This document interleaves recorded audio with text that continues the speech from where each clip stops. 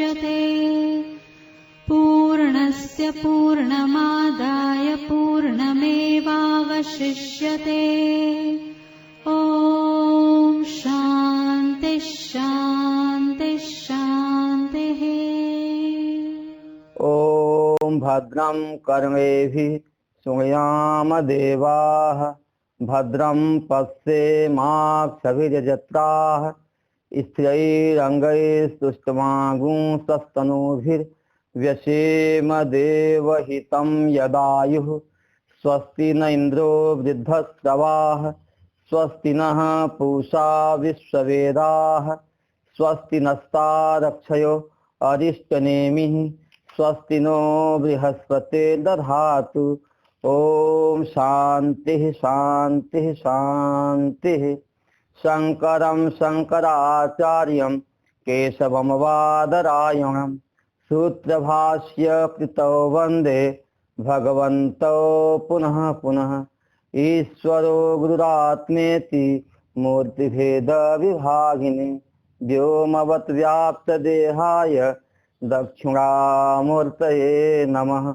ओम शांति शांति शांति।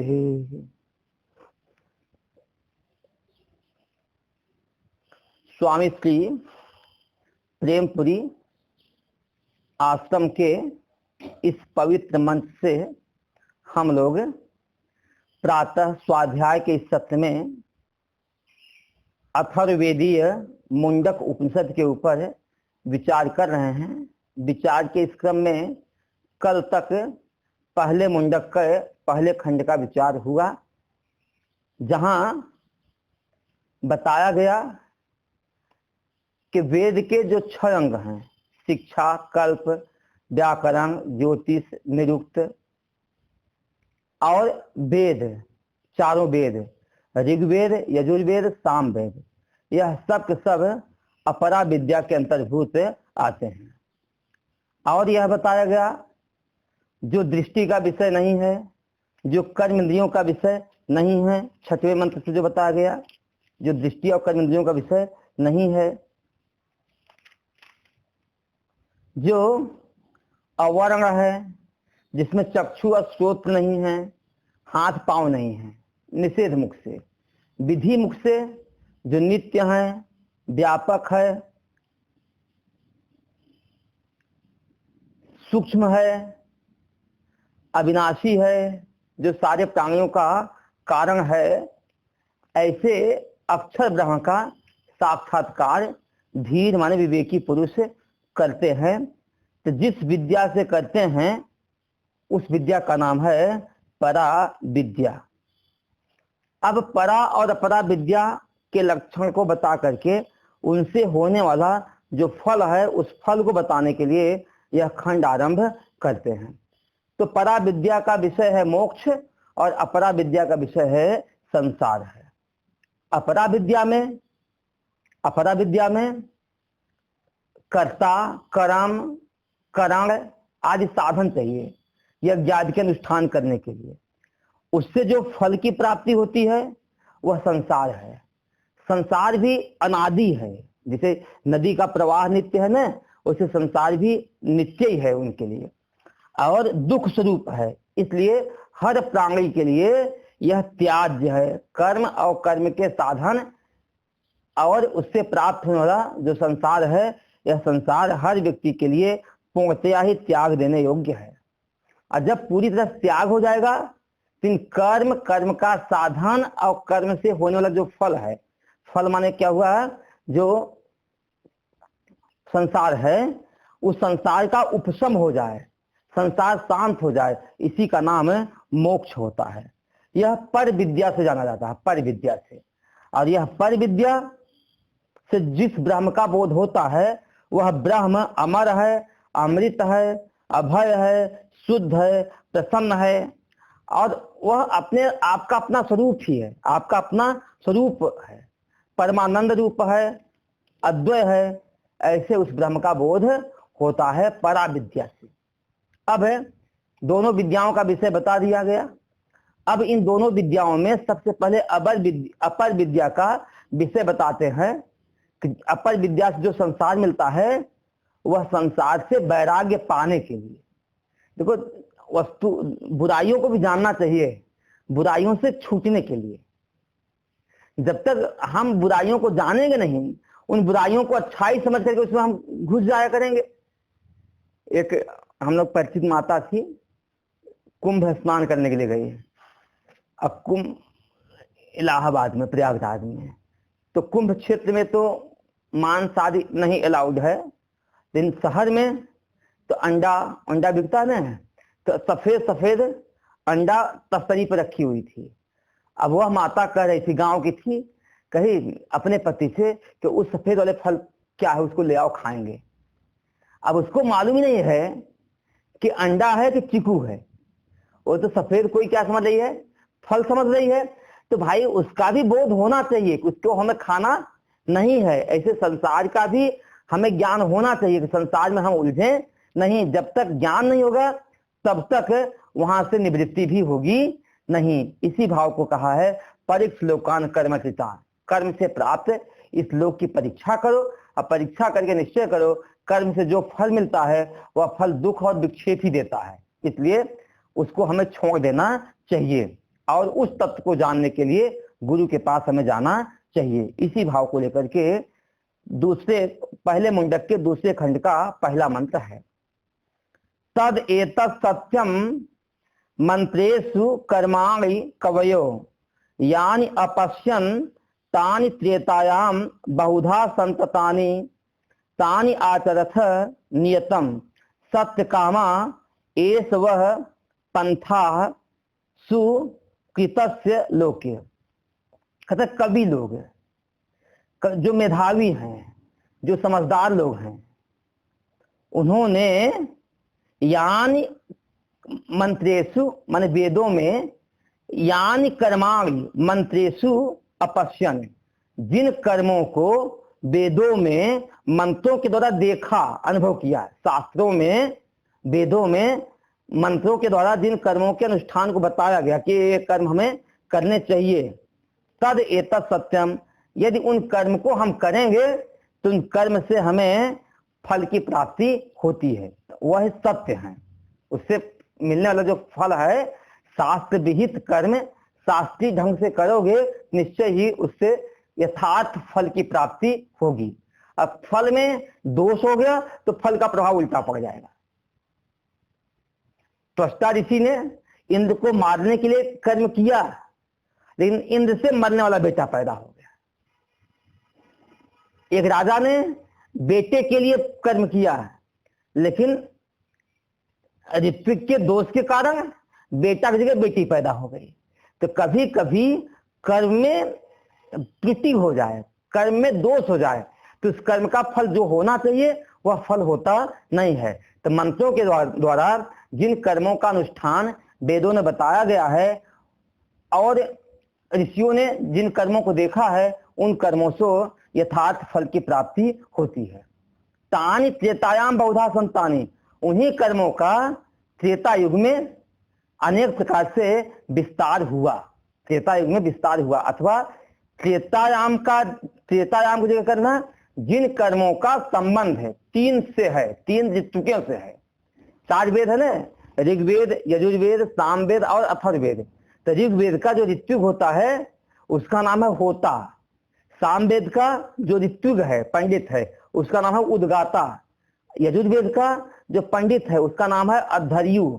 यह सब काम करते हैं। और जो अथर्ववेद का ऋत्विक है ब्रह्मा, वो शांत बैठा रहता है, केवल साक्षी भाव से वह देखता रहता है।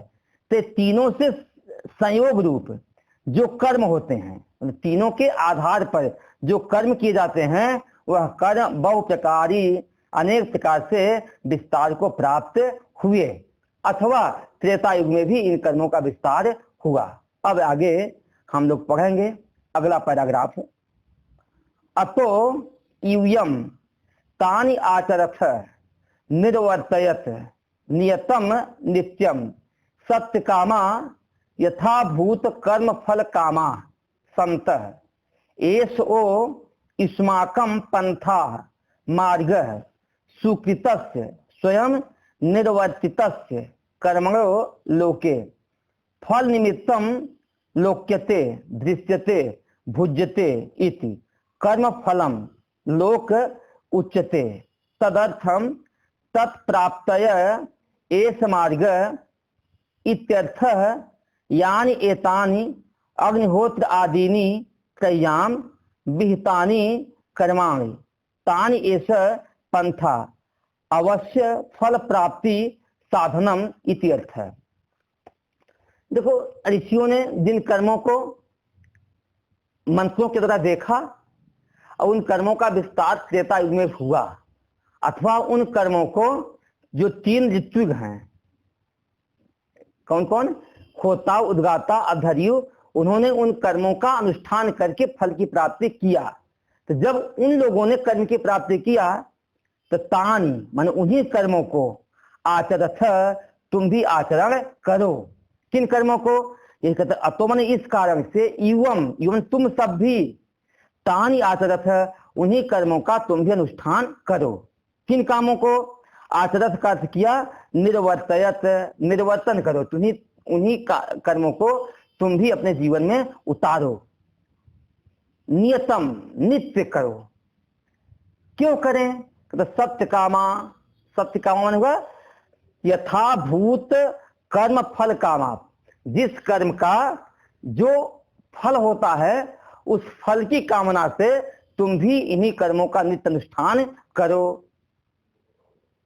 सत्य काम भाई, देखो जिसको फल की अपेक्षा नहीं होगी, जिसको फल की इच्छा नहीं होगी, वह कर्म क्यों करेगा बता। भूख लगेगी तभी तो रोटी पकाओगी, जब भूख ही नहीं लगेगी तो रोटी क्यों पकाओगे। ऐसे यदि आपको स्वर्ग आदि जाने की इच्छा होगी तो स्वर्ग आदि के निमित्तिक आप कोई न कोई कर्म करोगे, और जिस व्यक्ति को स्वर्ग आदि जाने नहीं है तो कर्म का अनुष्ठान करेगा भी तो क्यों करेगा। तो इसलिए यहाँ कह रहे हैं कि उन कर्मों का अनुष्ठान तुम करो। कौन करे, सत्य कामा, जिनके मन में कर्म के फल को यथाभूत, जिस कर्म का जो फल होता है उस फल को पाने की कामना करता है, तो उस कामना वाला हो करके तुम भी उन कर्मों को करो। किन कर्मों को करो, जिन कर्मों को वशिष्ठ आदि ऋषियों ने भी किया था, अथवा बड़े बड़े दृष्टा ऋषियों ने भी किया था, देखा था। एस ओ यो कार्तिक उसमाकम, यही कर्म तुम्हारे लिए, पंथा माने मार्गा, मार्ग है। यही किया हुआ कर्म तुम्हें स्वर्ग आदि की प्राप्ति कराने का एक रास्ता है। स्वर्ग जाने का रास्ता यही कर्म ही है। सुकृतस्य, सुकृतस्य लोग पुण्य लोक होगा, और सुकृतस्य का दूसरा हुआ स्वयं निर्वर्तितस्य, स्वयं ही निर्वर्तित। जैसे कहते ना, जो व्यक्ति खाएगा उसी का तो पेट भरेगा, हमारे हिस्से का दूसरा कोई खा लेवे तो क्या मेरा पेट भरेगा क्या। तो सुकृतस्य ने स्वयं ही निर्वर्तित, स्वयं ही किए हुए कर्म, कर्म से ही लोक की प्राप्ति होती है। फल निमित्तम लोक्यते, फल के कारण जो दिखता है उस, अथवा जिसका भोग भोगा जाता है, अथवा फल के कारण जो लोकित है, जो दृष्ट है, जो भोगा जाता है, यह कर्म का फल है। कर्म फलम लोक उच्यते, कर्म का फल लोक होता है, इस लोक से दूसरे लोक में जाएगा।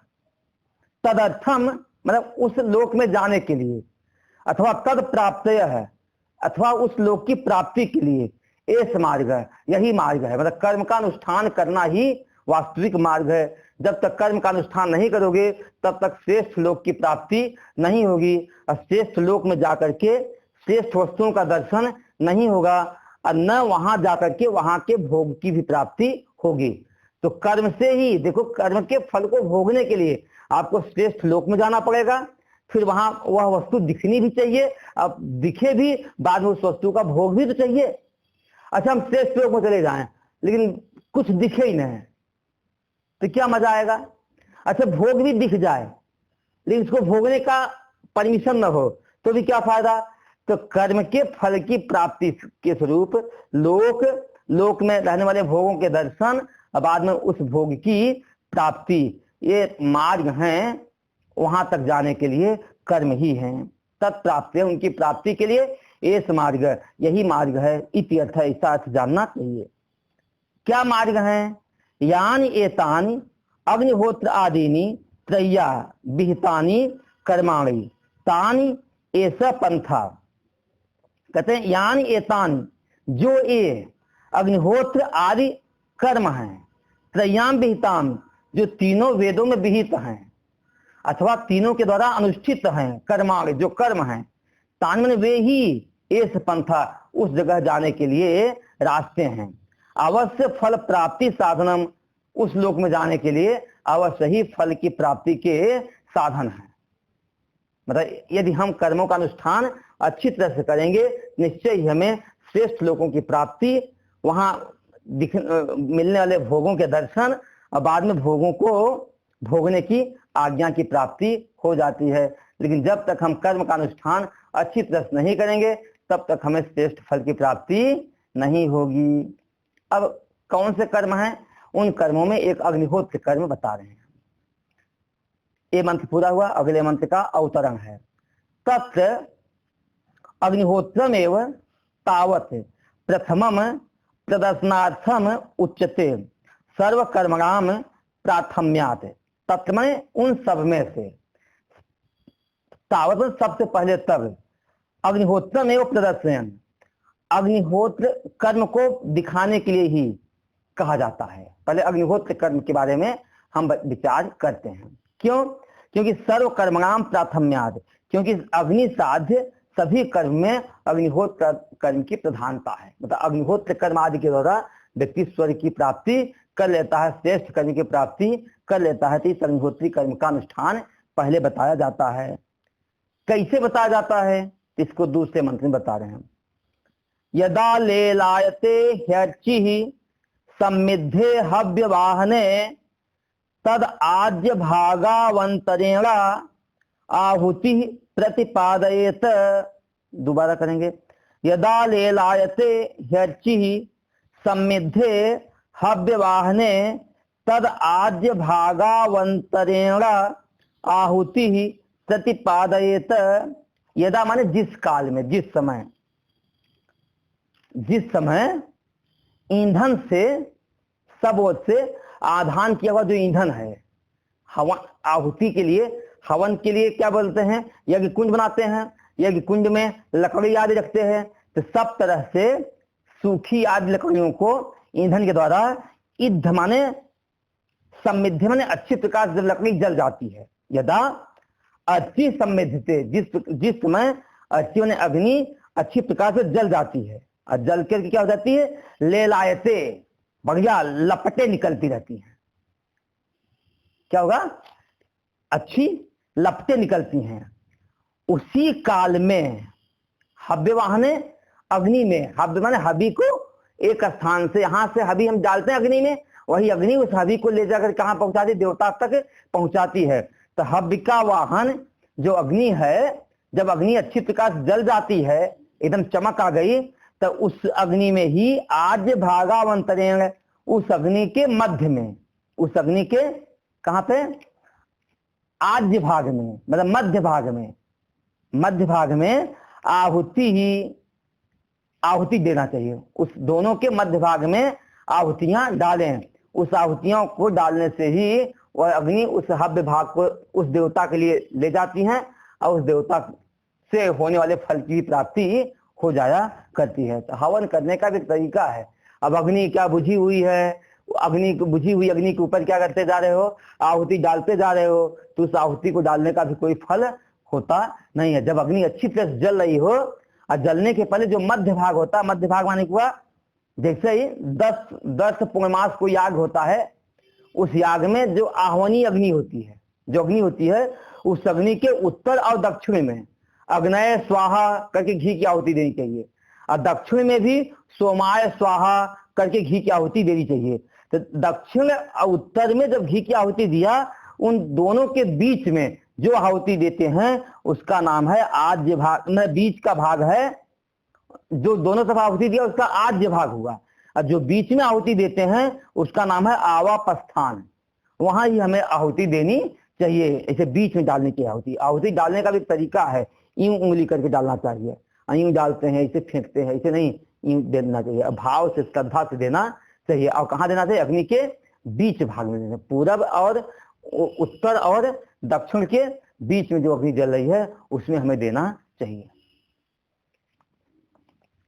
यदा एव ईंधनई है, अभ्याहितई है, सम्यक इद्धे है, सम्मिद्धे हव्यवाहने लेलायते चलती अर्ची तथा तस्मिन् काले लेलायमाने चलति अर्चिषु आज्य भागयो अंतरेण मध्य आवापस्थान आहुति प्रतिपादयेत प्रक्षिप्येत देवताम उद्दिश्य अनेकाः प्रयोग अपेक्षया आहुति इति बहुवचनम। यदा न जिस काल में ईंधनई अभ्याहितई मतलब अभ्याहितई ईंधनई आधान किए हुए ईंधन से, जैसे ईंधन जो हम यहाँ वहां से ले आते हैं उस आधान किए हुए ईंधन से, और ईंधन में क्या हुआ सम्यक इद्धे सम्मिद्धे मतलब अच्छी प्रकार से ईंधन क्या करे जल जाए। तो जल जाए तो हव्य वाहने जो हवा के हव्य का जो वाहन है, हवि का जो वाहन है वो अग्नि है ना। जब अग्नि ले लाएते मतलब चलती अर्ची, जब उससे ज्वाला निकलना शुरू हो जाए तथा न उसी काल में तस्मिन काले उसी काल में, किस काल में लेलायमाने चलती अर्चिसु मतलब जब अग्नि में ज्वाला निकल रही हो ना उसी काल में, जिसमें ज्वाला एकदम चल रही हो उसी काल में ही आज्य भागयो अंतरेण, आज्य भाग के बीच में, जैसे पता अग्नि जल रही है तो उत्तर की तरफ अग्नय स्वाहा, दक्षिण की तरफ सोमाय स्वाहा करके आहुति जो डालते हैं घी की आहुति, वो घी की आहुति मानी जाती है। उस घी की आहुति के बीच में हमें ये आहुति डालनी है। तो मध्य में जो आहुति डालते हैं उस आहुति का नाम है आवापस्थान आहुति। आवापस्थान आहुति को प्रतिपादित करता प्रक्षिपेत, वहां ही आहुति हमें फेंकना डालना चाहिए। किससे डालना चाहिए? देवताम उद्देश्य, देवता के उद्देश्य, देवता खुश हो जाएं उस उद्देश्य से उन देवता की भावना करते हुए हमें वहां आहुति डालनी चाहिए। आहुति क्यों किया? क्योंकि अनेक आह प्रयोग अपेक्षा, अनेक दिनों में होने वाला जो याग है उस याग की अपेक्षा से कई आहुतियां डालते हैं ना, एक आहुति थोड़ी डालते हैं। इसलिए आहुति का बहुवचन यहाँ प्रयोग किया गया है। लेकिन ध्यान देना, इस एक कर्म करने से कर्म का फल तो मिलेगा, लेकिन कर्म में जरा सा भी कमी हो गई तो कर्म का फल मिलने वाला है नहीं, बल्कि इस कर्म से परिश्रम ही हाथ आएगा, प्रयास ही हाथ आएगा। विधिहीन कर्म से हमें किसी फल की प्राप्ति होती नहीं है। इसलिए कर्म करने में खतरा है भाई, अकर्म करने में खतरा हो ही जाता है, क्योंकि कर्म एक से अनुष्ठित नहीं होता है। यदि अकेले व्यक्ति कर्म करे तो सावधानी से काम कर सकता है, लेकिन उसी कर्म को 10 यदि मालिक बन करके 10 लोग मिलकर करें तो कोई न कोई का मन, किसी न किसी की बुद्धि अन्यत्र चली जाएगी, कभी आहुति अशुद्धि हो जाएगी, कभी और कोई कारण हो जाएगा, तो उस कर्म का फल हमें अच्छे के बजाय क्या हो सकता है, बुरा भी हो सकता है। इस भाव को लेकर के तीसरा मंत्र बता रहे हैं। एस सम्यक आहुति प्रक्षेप आदि लक्षण कर्म मार्गो लोक प्राप्तये पंथा तस्य च सम्यक करणम दुष्करणम विपत्तयः तु अनेका भवन्ति कथम। एस मन यह सम्यक आहुति, जो जिस प्रकार से आहुति देने का तरीका है उसी प्रकार से भी आहुति हमने डाला, किसमें? अग्नि में डाला। तो सम्यक आहुति प्रक्षेप, विधि के अनुसार ही आहुति है यदि हमने डाला, डाले रूप कर्म मार्ग जो कर्म करते हैं तो उस कर्म से लोक प्राप्त पंथा, लोक की प्राप्ति के लिए वो रास्ता बनता है। स्वर्ग आदि लोक की तरफ ले जाने के लिए क्या बन जाएगा? रास्ता बन जाएगा। तस्य सम्यक कर्म, लेकिन उस कर्म का अच्छी प्रकार से करना ही सुदुष्कर्म, बहुत ही कठिन है। कर्म का जो विधान है उस कर्म को विधान करना ही बहुत ज्यादा क्या है? कठिन है। और आजकल तो और भी बहुत कठिन है। इस माया युग में तो लोग घर में दीपक भी जलाते हैं ना, तो शुद्ध घी का जलाते हैं, क्या शुद्ध घी का? शुद्ध। पूछो, दुकान पर जाते हैं तो कहते हैं दीपक वाला घी देना, मतलब बत्ती जलाने वाला घी देना। भगवान के साथ भी कपट भाव चल रहा है। खाने के लिए तो शुद्ध है, और दीपक जलाने के लिए कौन सा? अशुद्ध है। अब बताओ, अशुद्ध घी से जला हुआ दीपक आपको स्वर्ग का रास्ता दिखाएगा या नरक की तरफ ले जाएगा? बताओ। तो हम जो भी कर्म करते हैं उस कर्म में बहुत ज्यादा शुद्धता की आवश्यकता होती है। यदि उनका कर्म का करना ही बहुत ही क्या है, कठिन है। विपत्तयः तु अनेका भवन्ति, और उस कर्म में अनेक प्रकार की विपत्तियां भी आ ही जाती हैं। वह विपत्तियां कौन हैं, कैसे आती हैं, फिर कर्म का अनुष्ठान, ये सब इसलिए बता रहे हैं। कर्म के अनुष्ठान में तुम अपनी बुद्धि को मत लगाओ और मोक्ष की तरफ ले जाओ। कर्म कभी भी सफल होने वाले है नहीं, दोष दिखा रहे हैं। स्वर्ग के लालच में जाओगे, ये तो जा पाओगे नहीं जा पाओगे, और कहीं जाने के लिए कर्म किया और कर्म का फल उल्टा ही हो गया। जैसे अभी बताया था कि त्वष्टा ऋषि ने इंद्र को मारने के लिए पुत्र पैदा किया, अब मंत्र के उच्चारण में जरा सा भेद आया तो इंद्र से मरने वाला बच्चा पैदा हो गया। क्या मिला? दुखी तो मिला। वशिष्ठ ने यज्ञ किया पुत्र पैदा करने के लिए, लेकिन उद्गाता के गलत संकल्प से पुत्र की जगह क्या पैदा हो गई? पुत्री पैदा हो गई। पुत्र की जगह पुत्री पैदा हो गई। एक ऋषि थे, एक ऋषि अंगराजा, योग्य पुत्र पैदा करने के लिए यज्ञ किए, उस यज्ञ से वेन जिसे मूर्ख पैदा हो गया, वेन जिसे मूर्ख पैदा हो गया। ऐसे कई प्रकार के उदाहरण मिलते हैं। यज्ञ हम अच्छे काम के लिए करते हैं और उस यज्ञ की परिणति, उस यज्ञ का फल कब मिलता है? उल्टा ही हो जाया करता है। और यज्ञ किस काल में करना चाहिए ये भी आजकल नहीं मालूम है। उसमें अग्नि का वास देखना चाहिए, धरती पे है कि पाताल में है कि कहाँ है? स्वर्ग में है। अब हम अग्नि का वास बिना देखे ही जो आया यज्ञ किया और चले गए, तो कहते उस यज्ञ का फल हमें मिलने वाला है नहीं, बल्कि उल्टा फल मिलता है, अथवा उस यज्ञ से कोई फल की प्राप्ति होती नहीं है, केवल परिश्रम मात्र ही होता है। इसको तीसरे मंत्र के द्वारा बता रहे हैं। यस्य अग्निहोत्रम अदर्शम अपौर्णमासम अचातुर्मास्यम अनाग्रयणम अतिथवर्जितम च अहुतम अवैश्यदेवम अविधिना हुतम आसप्तमान तस्य लोकान हिनस्ति। यस्य अग्निहोत्रम, जिसका जो अग्निहोत्र है, जो व्यक्ति अग्निहोत्र कर्म कर रहा है, तो जिसका अग्निहोत्र में कहते हैं अदर्शम, माने हुआ दक्ष से रहित यज्ञ होवे, दक्ष याग से रहित होवे।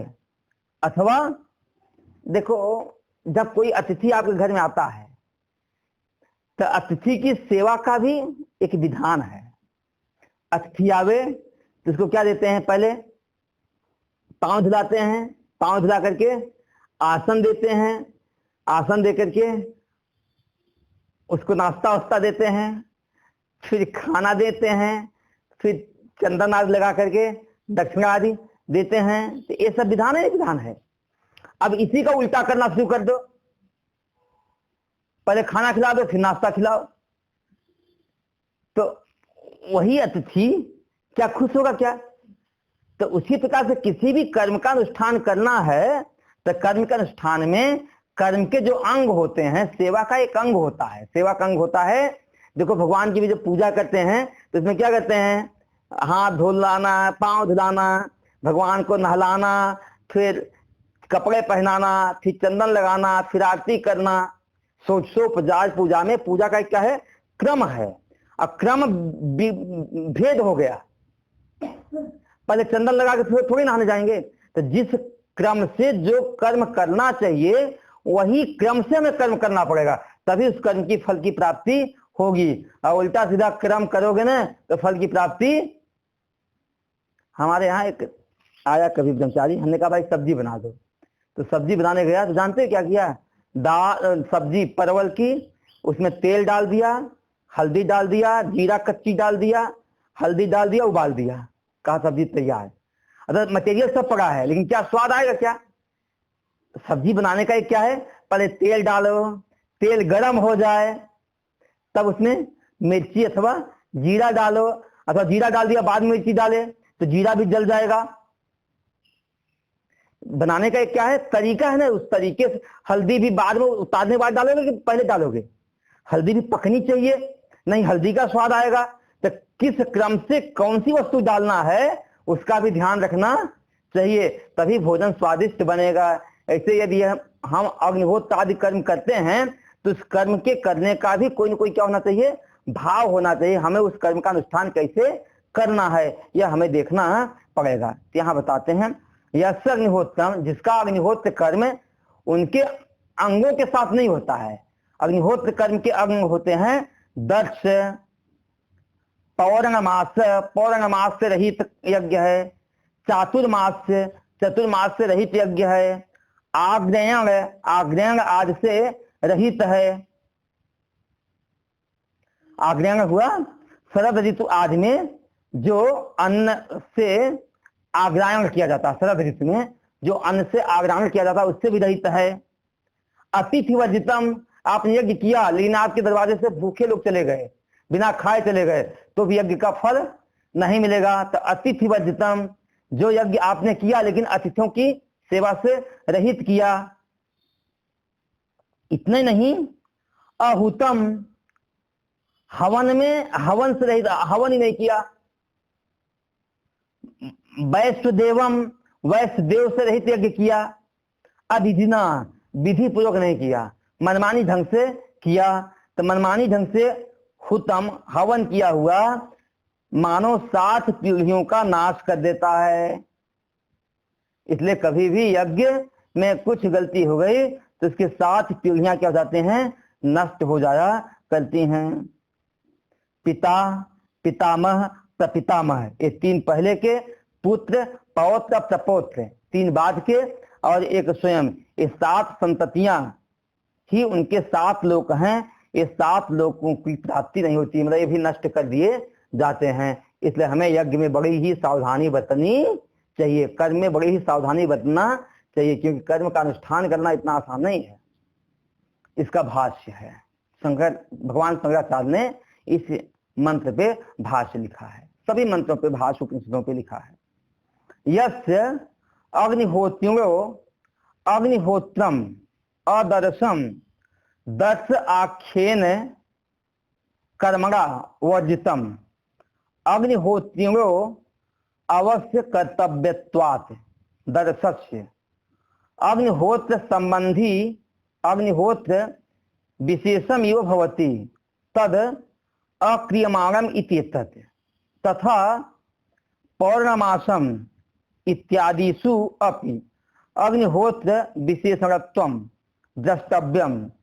अग्निहोत्र अंगत्वस्य अविशिष्टत्वात् अपौर्णमासम पौर्णमास कर्म वर्जितम अचातुर्मास्यम चातुर्मास कर्म वर्जितम अनाग्रयणम आग्रयणम सददि आदि कर्तव्यम तत्व न क्रियते यस्य तथा अतिथि वर्जितम च अतिथि पूजनम च अहनि अहनि अक्रियमाणम यस्य स्वयं सम्यक अग्निहोत्र काले अहुतम अदर्श आदिवत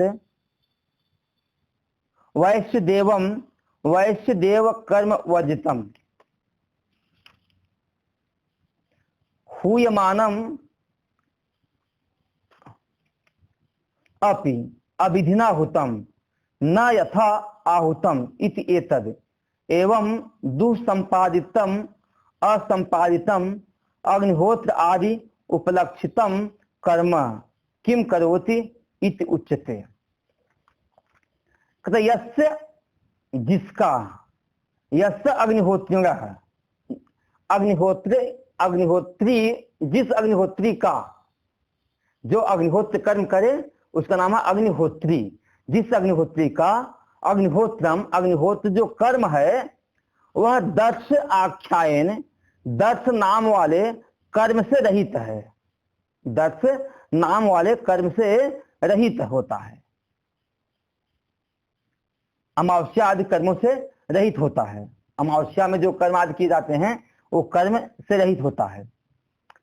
ऐसा अग्निहोत्री है, अग्निहोत्री को अवश्य कर्तव्यत्वात्, इन कर्मों का अनुष्ठान अवश्य ही करना चाहिए, करने होने से दर्शस्य, अग्निहोत्र के कर्म की, जैसे हम लोग कहते हैं ना, महात्माओं को भोजन कराया और दक्षिणा नहीं दिया तो भोजन कराने का फल नहीं मिला, उसी प्रकार से अग्निहोत्र कर्म किया और दर्श याग नहीं किया, दर्श में जो कर्म करने चाहिए उस कर्म का हमने अनुष्ठान नहीं किया तो उस कर्म का फल मिलेगा नहीं। तो ही कहते हैं दर्श में अवश्य कर्तव्यत्वात्, दर्श में अवश्य ही कर्तव्य करना चाहिए। अग्निहोत्र संबंधी, अग्निहोत्र विशेषण, अग्निहोत्र के संबंध में अग्निहोत्र के विशेष की तरह होता है, मतलब अग्निहोत्र कर्म में अग्निहोत्र की विशेषता है, उस कर्म का हमें अनुष्ठान करना ही चाहिए। तद अप्रियमाणम, उसको हमने किया नहीं तो समझना फल की प्राप्ति होगी नहीं। उसी प्रकार से अपौर्णमासम, पूर्णिमा के दिन या पूर्णिमा की रात्रि में जो कर्म करना चाहिए, दर्श हुआ अमावस्या, पौर्णमास हुआ पूर्णिमा के दिन, जो कर्म करना चाहिए उस कर्म का भी हमने अनुष्ठान नहीं किया। तो पौर्णमास इत्यादिषु अपि अग्निहोत्रम विशेषणत्वम, यह भी अग्निहोत्र कर्म की विशेषता है। भाई क्या अमावस्या और पूर्णिमा के दिन भी हमें विशेष कर्म का अनुष्ठान करना चाहिए, लेकिन उन विशेष कर्मों का अनुष्ठान हमने नहीं किया तो आपने आधे अंग को तोड़ दिया, पूरी सेवा आपने नहीं की, आधे अंग की सेवा किया। अरे भाई कमरा साफ करना है तो पूरा कमरा साफ करना नहीं करना है कि कमरा साफ करोगे अलमारी कौन करेगा या बाथरूम कौन करेगा। यदि कमरा साफ करना है तो खिड़की, दरवाजे, पंखे आदि सब हमें करने पड़ेंगे। तो कोई भी अंगी कर्म होता है उस कर्म के जितने अंग हैं उन सारे अंगों की हमें से अनुष्ठान करना चाहिए। तो 10 माने अमावस्या के दिन अथवा पूर्णिमा के दिन जिन कर्मों का विधान है उन कर्मों का हमें अनुष्ठान करना चाहिए, उसी से यज्ञ की पूर्णता होती है। वह भी अग्निहोत्र के विशेषणत्व द्रष्टव्य, वो भी अग्निहोत्र के विशेषण रूप से देखना चाहिए, क्योंकि अग्निहोत्र अंगत्वस्य अविशिष्टत्वात्, क्योंकि अग्निहोत्र के अंग होने से पौर्णमास के साथ भी उसकी समानता है, विशेष नहीं है। वह दोनों क्या हैं, उसके अंग ही हैं। जैसे दायां हाथ है उसे बायां हाथ है, तो जैसे अमावस्या के दिन कर्म का विशेष अनुष्ठान है उसे पूर्णिमा के दिन भी विशेष कर्म का अनुष्ठान होना चाहिए। इसका नाम है अपौर्णमासम, मतलब पौर्णमास कर्म वर्जितम। कोई अग्निहोत्र कर्म किया इन पौर्णमास के दिन विशेष कर्म का अनुष्ठान नहीं किया तो भी कर्म क्या हो जाएगा, असफल हो जाएगा। इसके बाद अचातुर्मास्य मास्यम, चातुर्मास कर्म वर्जितम, चातुर्मास में चातुर्मास कर्मों से रहित है। चातुर्मास में भी विशेष कर्मों का अनुष्ठान होता है, जैसे आप लोग कहते हैं ना, एक मीटिंग भोजन करना है, चातुर्मास में इतना याग करना है, इतना स्वाध्याय करना है, तीन कर्मों से हम क्या हो गए, रहित हो गए। कई लोग चातुर्मास में लहसुन प्याज नहीं खाते हैं, जीवन में संयम जीते हैं, पूजा करना, हवन करना है। ये जो चातुर्मास में जो यज्ञ बताए गए हैं उन यज्ञों का अनुष्ठान नहीं किया। अगला किया अनाग्रयणम, मतलब आग्रयणम मान हुआ शरद आदि कर्तव्यम, शरद ऋतु में नवीन अन्न से किया जाने वाला जो आग्रायण कर्म है उस कर्म को जिसने नहीं किया। शरद ऋतु में जब वर्षा ऋतु की फसल आती है तो नवीन अन्न से उसमें आग्रायण किया जाता है, भगवान को भोग आदि लगाया जाता है। यदि उसको नहीं किया तो भी आपका यज्ञ क्या हो जाएगा, असफल हो जाएगा। तच्च न क्रियते यस्य, जिसने नहीं किया उसका। तथा अतिथि वर्जितम, मेहमान आया उसकी आपने सेवा नहीं की। अतिथि पूजनम, अहनी अहनी अक्रियमाणम ऐसे, रोज रोज जिसने अतिथि की सेवा नहीं किया उसके द्वारा किया हुआ कर्म भी पूरा नहीं होगा। स्वयं अपने आप स्वयं ही सम्यक अग्निहोत्र काले अहुतम, जो अग्निहोत्र का काल है, ऐसे मनमानी थोड़ी चलता है। अग्निहोत्र का जो समय है उस काल में स्वयं अहुत नहीं किया, हवन नहीं डाला, तो भी समझ लेना आपने अपने कर्म का अच्छी प्रकार से अनुष्ठान नहीं किया। अरे भाई, भोजन के समय में ही भोजन दो तो भोजन खिलाने की क्या है सार्थकता है। दोपहर का भोजन तुम्हारा 4 बजे होगा तो बताओ काम चलेगा क्या? तो जिस समय जो देवताओं के लिए जो जिस भोजन का विधान है उसमें वह भोजन की आहुति डालनी चाहिए, तभी वह भोजन उस देवता तक पहुंचेगा। और आपने उस समय आहुति नहीं डाली तो वहां कहा गया है स्वयं माने अच्छी प्रकार से अग्निहोत्र काल में अहुतम आपने हवन नहीं किया।